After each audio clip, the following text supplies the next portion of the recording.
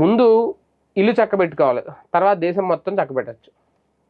తాజాగా ఈరోజు వచ్చిన రిపోర్ట్లో ఆంధ్రప్రదేశ్లో మొత్తం వైద్య విభాగంలో 35,000 ఖాళీలు ఉన్నాయట. 35,000 పోస్టులు ఖాళీగా ఉన్నాయి. వాటన్నిటిని భర్తీ చేయాలి. వాటన్నిటిని భర్తీ చేస్తే పేద ప్రజలకు మెరుగైన వైద్య సేవలు అందుతాయి. కానీ ఎక్కడ చేస్తున్నారు? అసలు పోస్టుల రిక్రూట్మెంట్ ఎప్పుడు జరిగింది మెడికల్ విభాగంలో? ఎందుకు చేయట్లేదు? 35,000 ఖాళీలు ఉన్నాయంటే మాటల ఆషామాషి వ్యవహారం.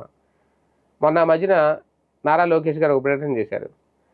నర్సులకి డిమాండ్ జర్మనీలో ఎక్కువ ఉంది, మేము జర్మనీ భాష నేర్పించి మరీ వాళ్ళని జర్మనీకి పంపిస్తాం, అక్కడ అవకాశాలు ఉన్నాయని. ముందు ఎక్కడ రిక్రూట్ చేయండి, తర్వాత జర్మనీలు లేదంటే దుబాయ్లు జపాన్లు పంపించవచ్చు. అంత జర్మనీ భాష నేర్పించి మరీ పంపించడం ఎందుకు విదేశాలు?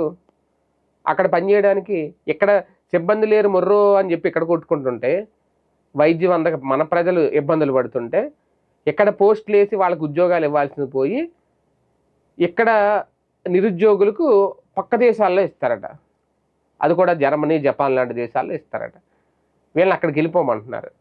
పైగా వాళ్ళ కోసం ఇక్కడ జర్మనీ భాష కూడా నేర్పుతున్నారు. ఎక్కడ ఉండాల్సింది పోయి ఎక్కడికో పంపించడం ఏంటో, ఆ ఆలోచనలు ఏంటో, ఆ నిర్ణయాలు ఏంటో. ఇప్పుడు గత కొద్ది రోజులుగా జూనియర్ డాక్టర్లు సమ్మె చేస్తున్నారు. వాళ్ళందరూ విధులు బహిష్కరించారు, నిరవధిక సమ్మె కొనసాగిస్తున్నారు. పేద ప్రజలు చాలా ఇబ్బందులు పడుతున్నారు. ఓ పక్క 35,000కు పైగా ఖాళీలు ఉన్నాయి పోస్టులు, అవి భర్తీ చేయిందని ఒక లెక్క వచ్చింది, ఒక నివేదిక వచ్చింది. దీని మీద వైద్య ఆరోగ్య శాఖ ఏం మాట్లాడదు.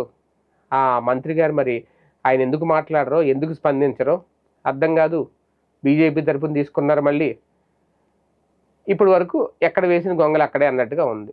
అంటే ముందు ఇల్లు చక్కబెట్టుకుంటే తర్వాత ప్రపంచం మొత్తం చక్కబెట్టచ్చు. ఇక్కడే ఖాళీలు పెట్టుకొని ఇక్కడ ప్రజలు ఇబ్బందులు పడుతుంటే జర్మనీలు దుబాయ్లు జపాన్లు పంపుతాం, నిరుద్యోగులందరికీ అక్కడ ఉద్యోగాలు కల్పిస్తాం అంటుంది మన ప్రభుత్వం. మరి ఇంకెళ్ళి ఎలా అర్థం చేసుకోవాలి?